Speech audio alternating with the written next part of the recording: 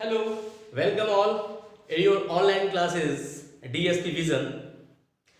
Today I am here to present a new chapter Reflection and Refraction of Light class 10th especially for the students of CBSE and ICSE board. Let's start. Today first topic is light. Light क्या होती है? Light, it is a form of energy which produces sensation of sight. यानी जब कभी किसी भी object से light strike करने के बाद जब रिफ्लेक्ट होकर वो हमारी आईज में एंटर करती है और अंदर रेटिना तक पहुंचती है तो हमें उस ऑब्जेक्ट का विजुअलाइजेशन होता है, तब कहीं जाकर के हमें वो ऑब्जेक्ट दिखाई देती है. यानी बेसिक डेफिनेशन है light, it is a form of energy which produces sensation of sight, and its study, all the topics related light is studied under optics. It is a branch of physics. कुछ properties होती हैं जो light exhibit करता है, जैसे कि light जो है ये एक इलेक्ट्रोमैग्नेटिक वेव के फॉर्म में चलती है. मतलब इसका मतलब होता है, आप अर्लियर क्लासेस में आप पढ़ चुके हैं कि इसके चलने के लिए किसी मीडियम की जरूरत नहीं पड़ती. It needs no any medium to propagate. आप जानते हैं जो सन जो है हमारा वो बिल्कुल ऊपर है, वैक्यूम में है, वहां भी लाइट चलती है वैक्यूम में होती हुई, और जो हमारा यहाँ मीडियम है एयर के अंदर भी जो है वो चलती है. इसका मतलब है no need for any medium for the propagation of light. इसका मतलब है कि it is electromagnetic waves. Clear? Means it needs no medium for the propagation and its speed in vacuum is calculated 3 into 10 to power 8 metre per second.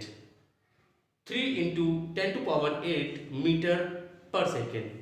अब इसकी जो value है ये आपको अगली क्लासेस अगले चैप्टर्स में आपको कुछ यूज भी आपको करने हैं, तो याद रखिएगा. और जो लाइट होती है वो एक स्ट्रेट पाथ पे चलती है, कभी मुड़ मुड़ा के कभी नहीं चलती, ये हमेशा एक स्ट्रेट पाथ पे चलती है. तो ऐसा पाथ कहलाता है रेक्टिलिनियर पाथ. यानी light always travel in a straight line manner. So we can say that ये जो है वो लाइट रेक्टिलिनियर पाथ पर चलती है. And there are so many other properties of light, as we can say that it shows dual nature. Dual nature means इसकी दो nature होती है. एक नेचर होती है इसकी वेव नेचर, और जो दूसरा होता है वो होता है पार्टिकल नेचर. पार्टिकल नेचर दो नेचर होती हैं. मतलब ये भी कहा जाता है कि लाइट जो है वो वेव के फॉर्म में चलती है, और दूसरा जो नेचर है इसकी वो है पार्टिकल नेचर. ये कहा जाता है कि जो लाइट होती है it consist of टिनी particles called photon. उन्हें हम फोटॉन कहते हैं. यानी कि जो लाइट होती है वो tiny energy particles, elementary particles से मिलकर बनी होती है, जिनको फोटॉन कहा जाता है. एंड बहुत सारी प्रॉपर्टीज है लाइट की, but now we will move to the next topic. Next topic is reflection of light. Okay, good.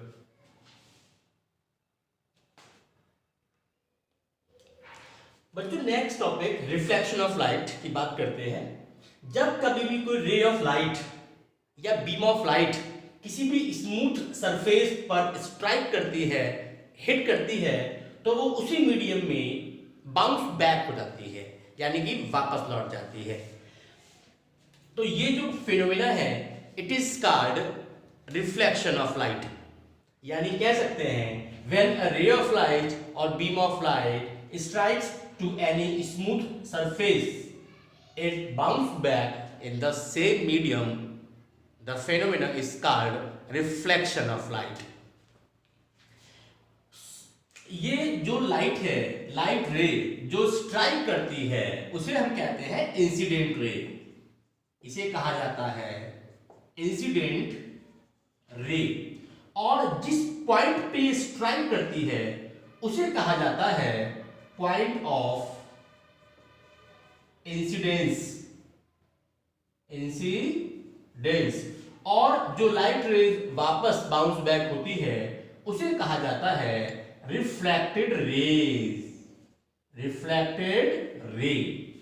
अब बच्चों ये ध्यान दीजिए कि जो सरफेस के जिस पॉइंट पर टकराता है, यहां कहे पॉइंट ऑफ इंसिडेंस कहते हैं, इस पॉइंट ऑफ इंसिडेंस पर एक हम इमेजिनरी सरफेस के परपेंडिकुलर एक लाइन ड्रॉ करते हैं।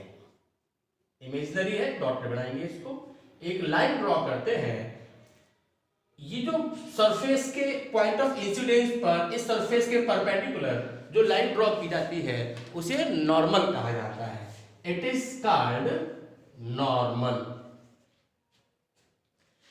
एंड जो इंसिडेंट रे और ये नॉर्मल के बीच एक एंगल बनता है, ये एंगल को कहा जाता है angle of incidence.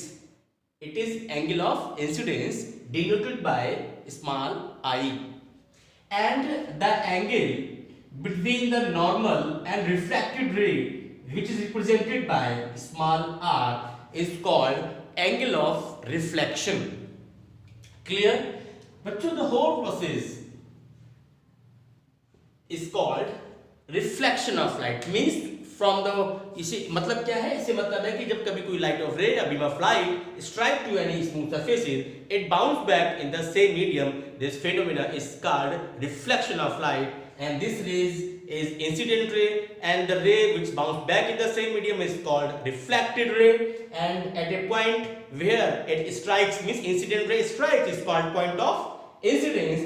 And if at the point of incidence, if you draw a perpendicular to the surface, that is normal, and the angle made between the incident ray and the normal is called angle of incidence denoted by I, and the angle made between the normal and the reflected ray is called angle of reflection. Clear? उम्मीद है कि आपको topic समझ में आ गया होगा। बच्चों, now we just talk about the types of reflection of light. Reflection of light कितने तरह का होता है? Reflection of light is of two types. Number one, regular reflection of light, and number two is irregular और diffused और scattered. ये तीन नाम दिए जाते हैं इसको। इरेगुलर भी कह सकते हैं, डिफ्यूज भी कह सकते हैं, और स्कैटर्ड रिफ्लेक्शन ऑफ लाइट भी कह सकते हैं। यानी दो तरह का रिफ्लेक्शन ऑफ लाइट देखने को मिलता है, regular reflection of light and second है इरेगुलर या डिफ्यूज्ड या स्कैटर्ड रिफ्लेक्शन ऑफ लाइट। तो बच्चों यहां देखेंगे कि जैसे कोई स्मूथ सरफेस है, यहां पर अगर पैरेलल बीम ऑफ लाइट अगर स्ट्राइक करता है तो रिफ्लेक्शन के बाद में भी जो रिफ्लेक्टेड रे रहती है वो एक दूसरे के पैरेलल ही रहती है। तो ऐसा जो रिफ्लेक्शन होता है उसे कहा जाता है रेगुलर रिफ्लेक्शन ऑफ लाइट। और ध्यान रखिएगा, रेगुलर रिफ्लेक्शन ऑफ लाइट जो होता है it is by the smooth surfaces, clear, shiny surfaces. Whereas अगर कोई पैरेलल बीम ऑफ लाइट या पैरेलल रेज ऑफ लाइट जो है जब कभी किसी रफ सरफेस पर हिट करता है, स्ट्राइक करता है, देन जो रिफ्लेक्टेड रेज होती हैं वो एक दूसरे के पैरेलल ना होकर के अगर वो स्प्रेड हो जाती है, इन वेरियस डायरेक्शंस चली जाती हैं अगर, तो ये जो रिफ्लेक्शन होता है इसे कहा जाता है इर्रेगुलर रिफ्लेक्शन, डिफ्यूज रिफ्लेक्शन या स्कैटर्ड रिफ्लेक्शन। तो जैसे कि आपने ध्यान दिया होगा कि जो न्यूज़पेपर होता है, न्यूज़पेपर का पेपर ना बड़ा रफ होता है जिसपे प्रिंट किए जाते हैं न्यूज़पेपर, कभी ध्यान दिया होगा आपने। जैसे एक मैगजीन का पेपर होता है ना, मैगजीन जो बड़ा स्मूथ पेपर होता है, बहुत चिकना सा, लेकिन जो न्यूज़पेपर होता है वो उसी पर प्रिंट किया जाता है जो कि रफ होता है। एक स्पेशल पेपर अलग आता है इसका, वो रफ होता है, इसीलिए उस पर हमको इरेगुलर रिफ्लेक्शन ऑफ लाइट देखने को मिलता है और we all are able to read the newspaper by the help of irregular reflection of light. Clear? Very good.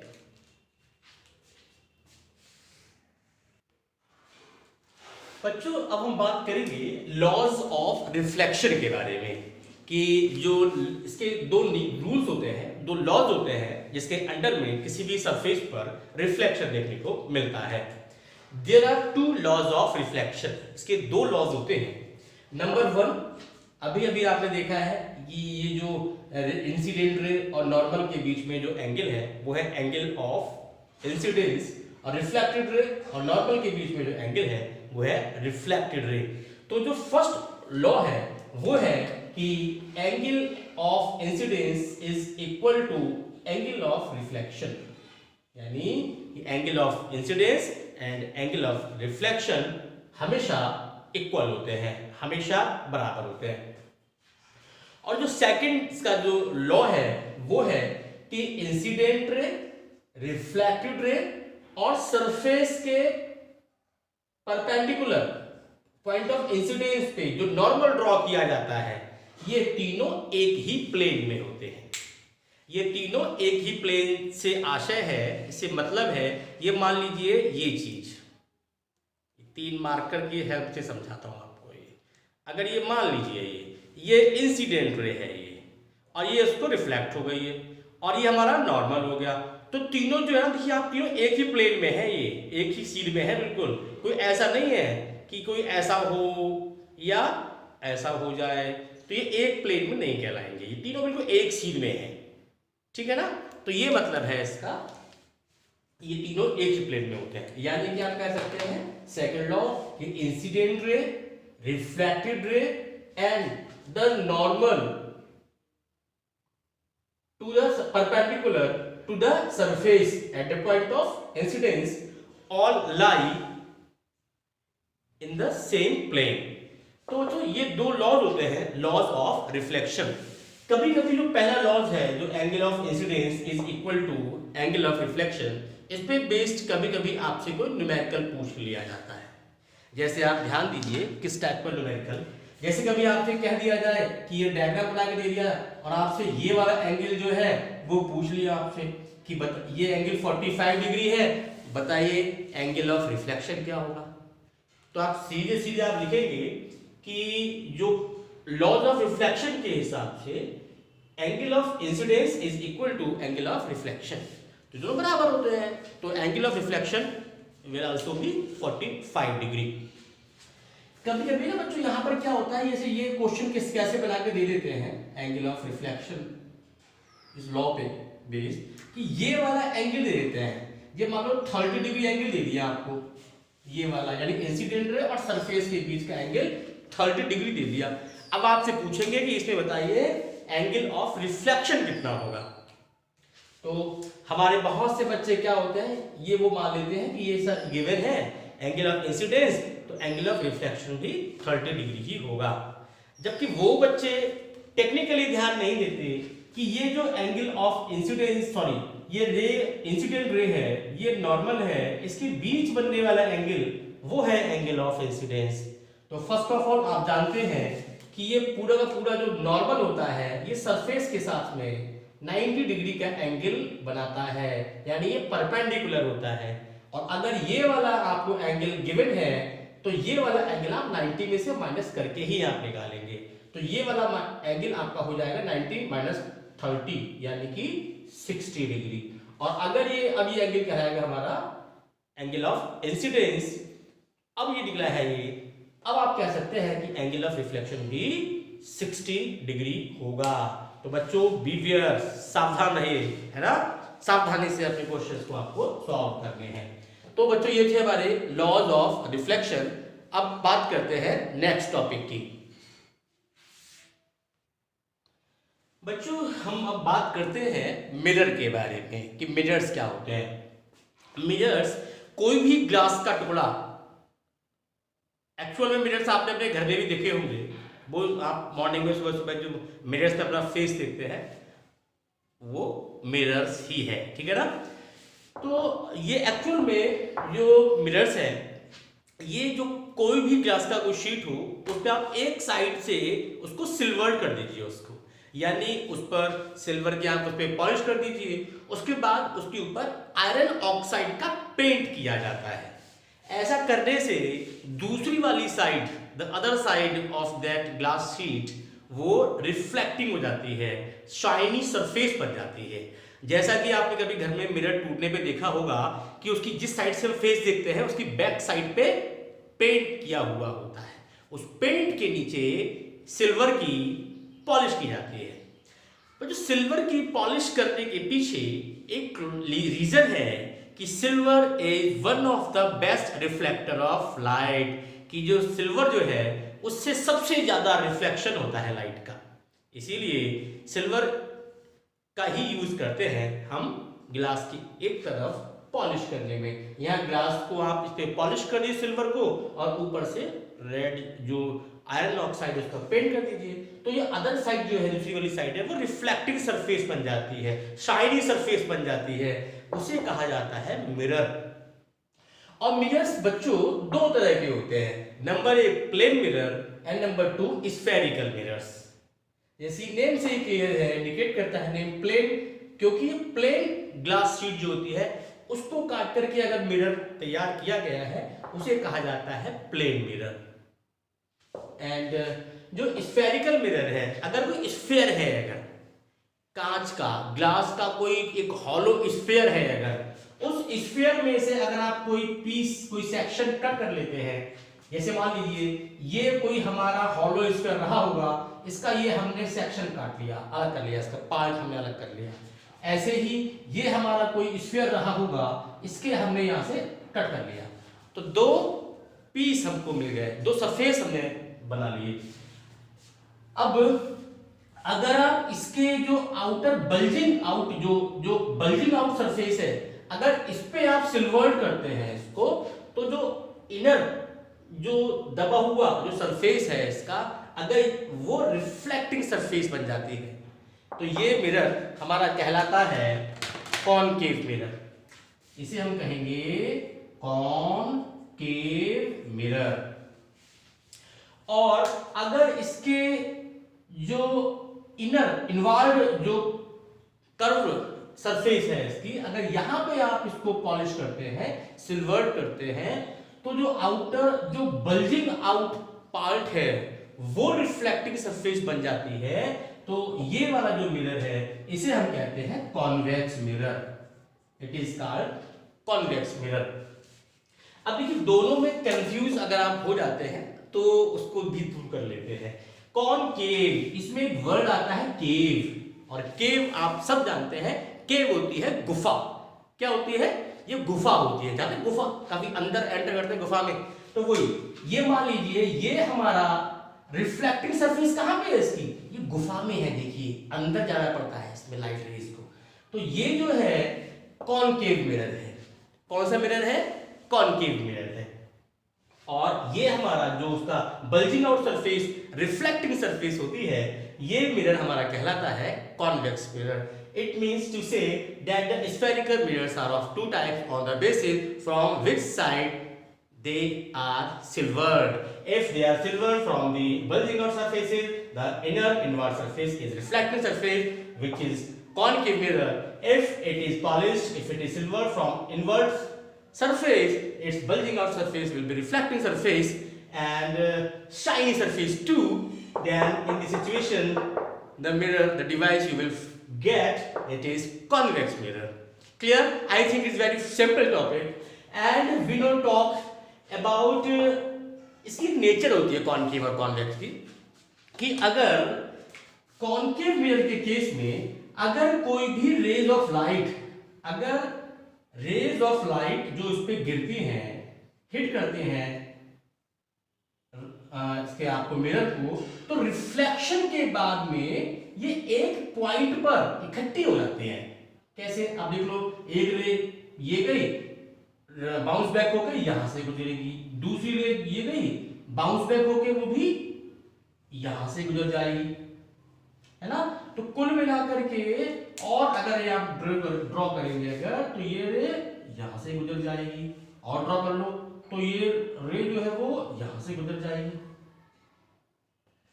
मतलब होता क्या है, इन कॉनकेव मिरर में जो भी पैरेलल रेज ऑफ लाइट या बीम ऑफ लाइट जब इस पे स्ट्राइक करती है, तो रिफ्लेक्शन के बाद में ये मिरर इन रेज को एक पॉइंट पर सेंट्रलाइज कर देता है, फोकस कर देता है, इनको इकट्ठा कर देता है, इनको कन्वर्ज कर देता है एक पॉइंट पर। इसीलिए कॉनकेव मिरर को कन्वर्जिंग मिरर भी कहते हैं। That's right, very good. And now we talk about the convex mirrors property. Convex mirror में आप देखिए, अगर कोई रे ऑफ लाइट इस पे अगर स्ट्राइक करती है रिफ्लेक्टिंग सरफेस पर, तो ये इसको डाइवर्स कर देता है। किसको?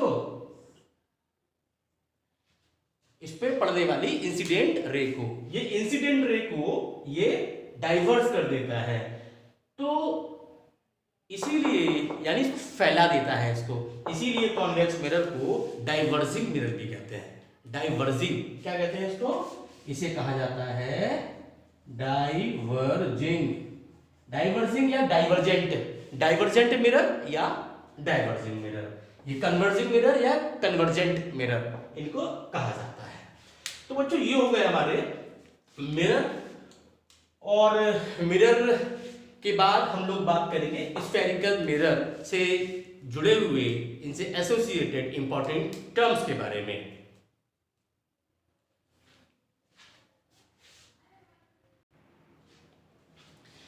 बच्चों दो मिरर्स हैं मेरे पास में, इसको आप बहुत ही नज़दीकी से आप देखिए इसको।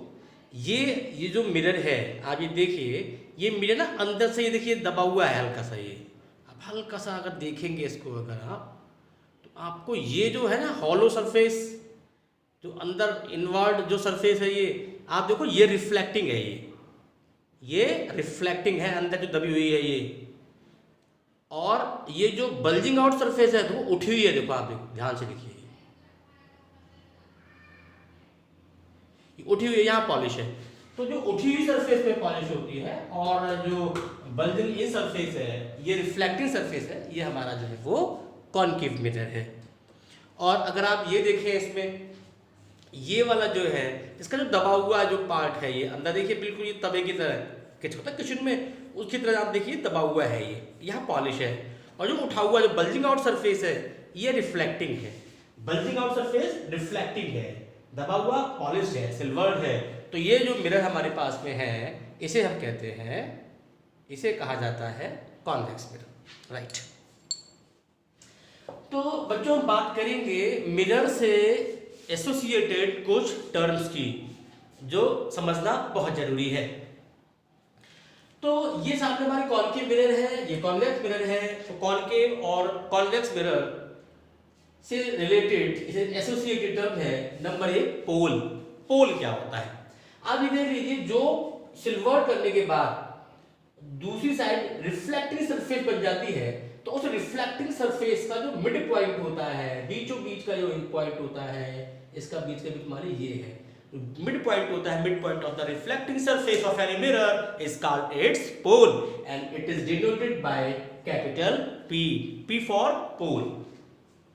क्लियर बच्चों? सेकंड टर्म आता है हमारा centre of curvature. Very easy, centre of curvature आपको मालूम है, ये जो कॉनकेव एंड कॉन्वेक्स मिरर्स है, यानी जो स्फेरिकल मिरर्स होते हैं, ये किसी स्फीयर का पार्ट होते हैं। और जब कोई स्फीयर होगा तो आप जानते हैं उसका कोई ना कोई बीच में सेंटर भी होगा। यानी ये जो हमारा जो रिफ्लेक्टिंग सरफेस है, ये it is a part of a sphere whose center is called its center of curvature। इसे हम सेंटर ऑफ कर्वेचर कहते हैं, और इसको कैपिटल C से रिप्रेजेंट किया जाता है। और बच्चों ध्यान दीजिएगा, eight a distance between the pole and center of curvature, if you meet them, ये बन जाता है, इसे कहते हैं radius of curvature. Radius of curvature, it is radius of curvature PC, it is denoted by capital R। In the same way, आप ये देख लीजिए, ये जो हमारा कॉन्वेक्स मिरर है ये इस स्फीयर का पार्ट होगा, तो इसका सेंटर इधर होगा। मान लीजिए यहां पे इसका सेंटर है सी, तो इसे बोलेंगे सेंटर ऑफ कर्वेचर। और इनको जो मिला दीजिए अगर आप एक लाइन से, तो ये P और C ये जो डिस्टेंस है इसे कहा जाता है रेडियस ऑफ कर्वेचर। यानी द मिरर्स जिस भी स्फीयर का पार्ट होते हैं उनके सेंटर को इन मिरर्स का सेंटर ऑफ कर्वेचर कहा जाता है, उनके रेडियस को इन मिरर्स का रेडियस ऑफ कर्वेचर कहा जाता है। और जो नेक्स्ट आता है प्रिंसिपल एक्सिस क्या होती है। अगर आप एक स्ट्रेट लाइन पास कर दें, a straight line passing through the center of curvature and the pole of the mirror, तो ये जो हमारी स्ट्रेट लाइन होती है इसे कहा जाता है प्रिंसिपल एक्सिस। यहां भी आप उसको अप्लाई कर सकते हैं। a straight line passing through the center of curvature and the pole of the mirror is called the principal axis of that mirror. Very good. इसके बाद बच्चों एक टर्म आता है प्रिंसिपल फोकस से आप क्या समझते हैं। तो ये हम पहले बात कर लेते हैं कॉन्केव मिरर में। अगर कॉन्केव मिरर में अगर कोई ray of light which is parallel to the principal axis, reflection के बाद में ये प्रिंसिपल एक्सिस के एक पॉइंट से गुजरती है, वो पॉइंट इस कॉन्केव मिरर का प्रिंसिपल फोकस कहलाता है। यानी आप कह सकते हैं इसमें कि अगर कोई ray of light parallel to the principal axis after reflection it moves या it passes through a point on principal axis, this point is called principal focus. अब हम बात करते हैं अगर कॉन्वेक्स मिरर के अंदर बात करें। कॉन्वेक्स मिरर में आप जानते हैं अगर पैरेलल बीम ऑफ लाइट या पैरेलल रे ऑफ लाइट अगर उस पर स्ट्राइक करेगी, आपको मालूम है कॉन्वेक्स मिरर का काम है इस रेज को फैला देना, इसको डाइवर्स कर देना। अब ये डाइवर्स करने के बाद अगर आप इस रे को जो डाइवर्स हुई है ये अगर आप पीछे बढ़ाएंगे इसको अगर, तो ये प्रिंसिपल एक्सिस के एक पॉइंट से ऐसा लगेगा कि यहीं से आ रही है। यानी ये जो रिफ्लेक्टेड रे है आप यहां से देखेंगे तो आपको ये लगेगा कि रिफ्लेक्टेड रे जो है वो प्रिंसिपल एक्सिस के इस वाले पॉइंट से आ रही है। तो ये जो पॉइंट होता है ये कॉन्वेक्स मिरर का प्रिंसिपल फोकस होता है, प्रिंसिपल फोकस होता है। यानी कि आप समझते हैं कि अगर पैरेलल बीम ऑफ लाइट किसके पैरेलल, प्रिंसिपल एक्सिस के, यानी parallel ray of light to the principal axis after reflection if they move from that point is called its principal focus। और इसमें क्या है कॉन्वेक्स मिरर के अंदर अगर कोई पैरेलल बीम ऑफ लाइट या रे ऑफ लाइट अगर चलती है तो रिफ्लेक्शन के बाद में ये जिस पॉइंट से आती हुई अपीयर होती है, ये पॉइंट लगता है कि ये रिफ्लेक्टेड रे जो है इस वाले पॉइंट से आ रही है, तो ये जो पॉइंट है हमारा ये उस कॉन्वेक्स मिरर का क्या कहलाएगा, ये कहलाएगा क्या, प्रिंसिपल फोकस, जिसे हम कैपिटल F से प्रदर्शित करते हैं, रिप्रेजेंट करते हैं। और यहां पे बच्चों डिस्टेंस आती है PF, ये जो PF है ये यानी the distance between the pole of the mirror and principal focus, इसको कहा जाता है फोकल लेंथ। इसको हम स्मॉल f से डिनोट करते हैं, denoted by small f। Here again in convex mirror the distance between the pole and the focus, principal focus is called focal length।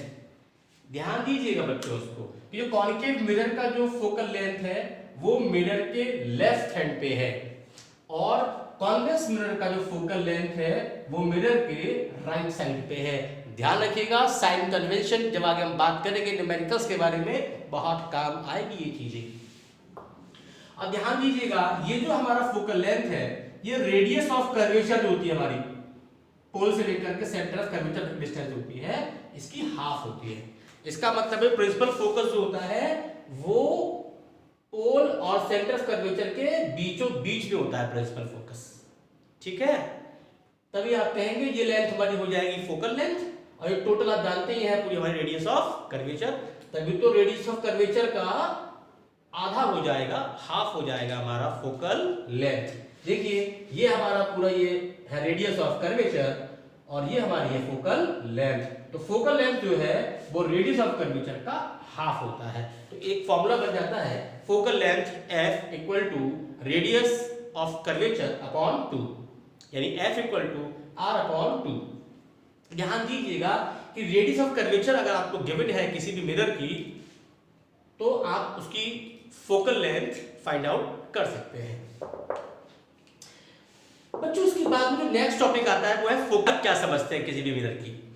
तो ये आप समझ लीजिए जो फोकल पॉइंट होता है हमारा प्रिंसिपल जो एक्सिस पर ये जो पॉइंट हमारा है फोकल पॉइंट, तो इस फोकल पॉइंट पे अगर आप एक परपेंडिकुलर एक लाइन ड्रॉ कर दीजिए, लाइन भी नहीं एक प्लेन है ये, यानी ये आप स्केल है तो मेरे सामने ही, आप इस स्केल को कहां से passing through the focal point, आप प्लेन अगर आप कोई प्लेन रख दीजिए passing through the focal point which should be at right angle, which should be perpendicular to the principal axis, principal axis के perpendicular, और ये जो फोकल पॉइंट है इससे पासिंग थ्रू हो, इससे गुजर रहा हो।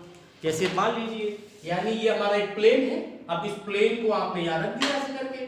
ये प्लेन जो है इसकी क्या खासियत है, इसकी खासियत ये है कि प्रिंसिपल एक्सिस की ये परपेंडिकुलर है और फोकल पॉइंट से होकर गुजर रहा है। अब स्केल मत रखो, तो ये कोई बुक रख दो सामने लो ऐसे करके, ऐसे करके, लेकिन कहाँ रखोगे, ये रखोगे प्रिंसिपल एक्सिस के परपेंडिकुलर रखोगे, और कहाँ से गुजर रही होगी ये गुजर रही होगी फोकल पॉइंट से। तो ये हमारा फोकल प्लेन कहलाता है। इसके बाद का टॉपिक है वो है aperture of the mirror. Aperture of the mirror से आप क्या समझते हैं, एपर्चर क्या होता है? तो एपर्चर जो होता है ये जो मिरर्स का जो भी पार्ट होता है रिफ्लेक्टिंग सरफेस का जो एक्सपोज होता है इंसिडेंट रेज के लिए, यानी ये जो हमारा है ये पूरा पार्ट ये जो एक्सपोज है हमारे इंसिडेंट के लिए, इसको ही मिरर का एपर्चर कहा जाता है। इसे आप ये भी कह सकते हैं it is the effective diameter of the mirror, यानी किसी भी मिरर का जो इफेक्टिव डायमीटर होता है उसको ही हम उसका एपर्चर कहते हैं। बस आप भी ध्यान रखिएगा ये जो एक्सपोज्ड है इंसिडेंट रेस के लिए यही हमारा एपर्चर होता है। और अगर लिखने को लग जाए तो आप कह सकते हैं it is the effective diameter of any mirror, it is called aperture. बच्चों ये थे associated terms to our mirrors, and now we will just talk about the images. बच्चों हम बात करते हैं इमेजेस के बारे में। इमेजेस क्या होती हैं? तो इमेजेस बच्चों दो तरह की होती है, real image and virtual image. In diagrams पे आपको नहीं जाना है, ये केवल मैंने हल्का सा आपको समझाने के लिए बना दिए हैं, इनकी हम आगे हम लोग बात करेंगे। इमेजेस क्या होती हैं? किसी भी ऑब्जेक्ट से, मान लीजिए ये ऑब्जेक्ट है ए बी, ये ऑब्जेक्ट है ए बी, इन ऑब्जेक्ट्स से अगर 2 या मोर देन 2 रे ऑफ लाइट चलती हैं और रिफ्लेक्शन के बाद में अगर जैसे ये रे चलती है रिफ्लेक्शन के बाद में ये रे चलती है रिफ्लेक्शन के बाद में ये, तो ये एक्चुअली एक पॉइंट पर मीट करते हैं, मिल जाते हैं, तो वहां पर इमेज बन जाती है। ये इमेज होती है रियल इमेज। और ध्यान रखिएगा रियल इमेज जो है वो ऑब्जेक्ट के रेस्पेक्ट में इन्वर्टेड होती है, उल्टी होती है ये, क्लियर? और इस रियल इमेज को आप स्क्रीन पर ऑब्टेन कर सकते हैं। और अगर बात करते हैं दूसरे टाइप ऑफ इमेज की, कि ये हमारी ऑब्जेक्ट है, यहां से 2 रे ऑफ लाइट चलती है, एक ये और एक ये, इसकी रिफ्लेक्टेड रे ये है और इसकी रिफ्लेक्टेड रे ये है, अपने ही रास्ते पर वापस आ जाती है, यानी रिट्रेस हो जाती है। तो इसको रेस को पीछे बढ़ाते हैं डॉटेड डॉटेड, और इसको पीछे डॉटेड बढ़ाते हैं, तो एपियर यानी ये जो रिफ्लेक्टेड रे है ये वाली और ये वाली, ये इस वाले पॉइंट पर एपियर हो रहा है कि यहाँ पे मिल रहे हैं, appearing to meet at a point after reflection। तो यहाँ पर जो इमेज बनती है उसे कहते हैं वर्चुअल इमेज। नाम से क्लियर ना, वर्चुअल यानी कि रियल नहीं है, वर्चुअल है ये। तो आप कह सकते हैं कि अगर 2 या मोर देन 2 रेज किसी भी ऑब्जेक्ट से चलती है और मिरर से रिफ्लेक्शन के बाद में, मिरर से रिफ्लेक्शन के बाद में और लेंसेज में रिफ्रैक्शन के बाद में चलती है और किसी भी पॉइंट पर मिलती है या मिलती हुई एपियर होती है, तो वहां पर इमेज बनता है। और अगर रियल में मिलती है रिफ्लेक्टेड रेज किसी भी पॉइंट पे, तो वह रियल इमेज बनता है। और किसी भी पॉइंट पे अगर केवल एपियर टू मीट, केवल मिलती हुई एपियर होती है, तो यहाँ पर जो इमेज बनता है वो वर्चुअल इमेज होता है। उसमें हम जान चुके हैं ये हमेशा इन्वर्टेड होती है with respect to the object, और ये इनको आप सिनेमा हॉल में या प्रोजेक्टर के थ्रू आप इनको स्क्रीन पर ऑब्टेन कर सकते हैं। लेकिन जो वर्चुअल इमेज होती है इनको आप स्क्रीन पर ऑब्टेन नहीं कर सकते, वर्चुअल होती हैं ये, इनकी आप केवल पिक ले सकते हैं क्या, और ये हमेशा अपराइट होते हैं with respect to the object. I think आपको समझ में आ गया होगा। Very good.